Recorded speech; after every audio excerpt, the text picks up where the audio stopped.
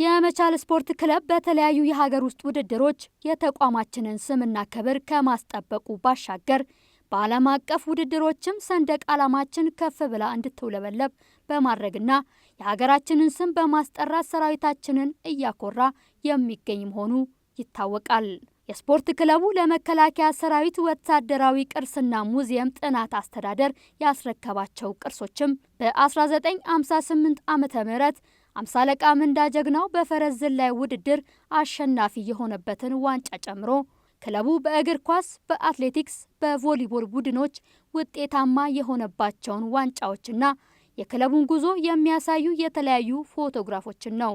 ክለቡ ታሪኩን የሚገልጹ ቅርሶቹን ለሙዚየሙ ማስረከቡ በሰራዊት ግንባታ ሂደቱ ላይ የጎላ ሚና እንደሚያበረክት የመከላከያ ሰራዊት ወታደራዊ ቅርስና ሙዚየም ጥናት አስተዳደር ዳይሬክቶሬት ዳይሬክተር ሜጀር ጄኔራል ጥሩያ ሰፌ ተናግረዋል። ሰራዊት ግንባታችን 118 ዓመት 119 ዓመቱን እያያዘ ነው። ይሄ ስፖርቱ ደግሞ እንግዲህ 86 ዓመት ቀላል አይደለም ማለት ነው። ከሀገረ መንግስት ግንባታ ጀምሮ ተቋማችን ሀገራችን መሰረታዊ የሆኑ የስፖርቱን ክለብም ጭምር እያደራጀ እንደመጣ ያመላክታልና ይሄ በተቋማችን በሙዚየሙ መቀመጡ ምን ያክል ቀደምት እንደሆነን በስፖርቱም ጭምር በሚሊተሪው ብቻም ሳይሆን በስፖርቱ ምን ያክል ቀደምት እንደሆነን ያመላክታል፣ ያሳያል፣ ትውልዱም ይማርበታልና በእውነቱ ይሄን በማበርከቱ በጣም ደስ ብሎናል። ታሪካችንን ትውልዱ ይገነባበታል። ሰራዊታችን ደግሞ በታሪኩ እንዲኮራ ባለው ታሪክም እንዲጀገንም ጭምር ስለሚያደርገው ደስተኛነት ነን። እንኳን ሰላም መጣችሁ፣ እናመሰግናለን።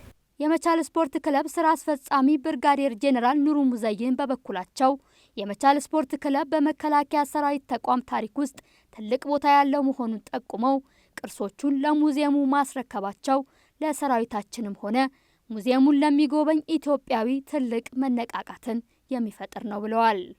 መከላከያ ሰራዊቱ የመቻል ስፖርት ክለብ ለሀገራችን ስፖርት እድገት ያለው አስተዋጽኦ ከፍተኛ ስለሆነ ይህንን ብዙ በዚህ ታየ ስላልነበረ እኛ ራሱን የቻለ የስፖርት ሙዚየም አለን። በሌላ ቦታም ስለሚገኝ ይህን ነገር ህዝቡ ማወቅ አለበት። ምክንያቱም የመቻል ስፖርት ክለብ ለሀገሪቱ ስፖርት እድገት ከና አበበ ቢቂላ ጀምሮ አሁን እስካሉ ትውልዶች ድረስ ለሀገሪቱም ለተቋሙም ከፍተኛ አስተዋጽኦ ያደረገ ስለሆነ ለሀገር ግንባታም ለሰራዊት ግንባታም ጥሩ አስተዋጽኦ ያደረገ ስለሆነ ህብረተሰቡ ደግሞ እዚህ በሚጎበኝበት ጊዜ እዚህ መጥቶ የታሪኩ አካል እንድንሆን በማሰብ ዛሬ ከአበበ ቢቂላ ጀምሮ እስካሁን ድረስ ያሉት ትውልዶችን ዋንጫዎችን አምጥተን ልናስረክብ የተገደንበት ምክንያት ይህን አላማ መነሻ አድርገን ነው። አጠቃላይ ለሰራዊታችንም እዚህ ያለው ሙዚየም ታሪክ ሲያይ ሰው የአባቶችን ነው። እንግዲህ ሁላችንም የራሳችን ታሪክ ጥለን እናልፋለን እና ድሮ አባቶቻችን ከፍተኛ ታሪክ ሰርተዋል። እኛም ራሳችን አሻራ ማኖር አለብን የሚል አላቸው። በተለይ ደግሞ መቻል የሚታወቅባቸው ድሮ የተለያዩ ስፖርት አይነቶች አሉ።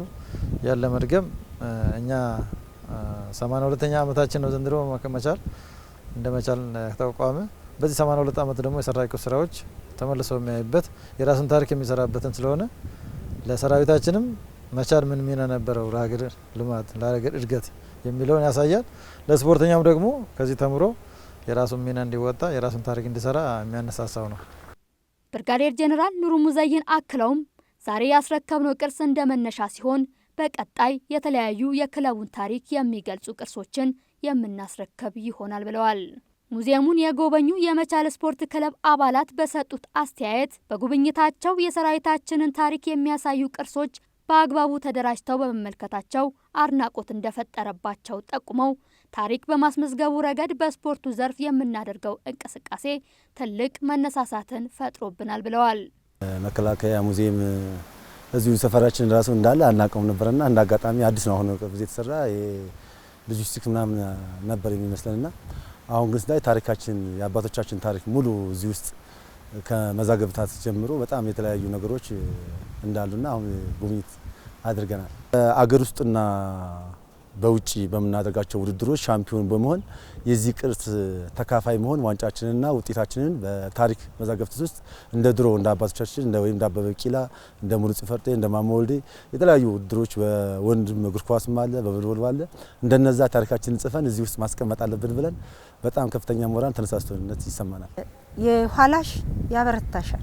የትውልድ ቅብብሎሽ አይደል? ጀግንነት በአባቶቻችን ወኔ ትልቅ ፋይዳ አለው። ለምን ማንኛውም ሰው ታሪክ ሲሰራ ታሪኩ እንዲህ ተሰንዶለት በተከበረ ቦታ ሀገር አክብራው በክብር ከትውልድ እስከ ትውልድ ተላልፎ የሚታይለት ስለሆነ ሁሉም ታሪክ ለመስራት በቃ ባለው አድምቶ ይሰራል ጀግኑ እንትን ይላልና እንደዚህ በትልቅ ሙዚየም በመከላከያ በሀገር ደረጃ መቀመጡ ትውልድን ያነሳሳል ለተሻለ ውጤት እንዲነሳሳ እንዲሰራ እንዲጥር ያደርጋል። እኛ በጣም የሚያነሳሳ ነገር ነው። የተሻለ ነገር አምጥተን እዚህ ሀገር ውስጥ ብቻ ሳይሆን ከሀገር ውጭ ባለው ውድድሮች የተሻሉ ውጤቶችን አምጥተን ያመጣነውን ውጤት ደግሞ እንደዚህ አይነት ኤግዚቢሽን ላይ እንዲቀመጥልን እንፈልጋለን።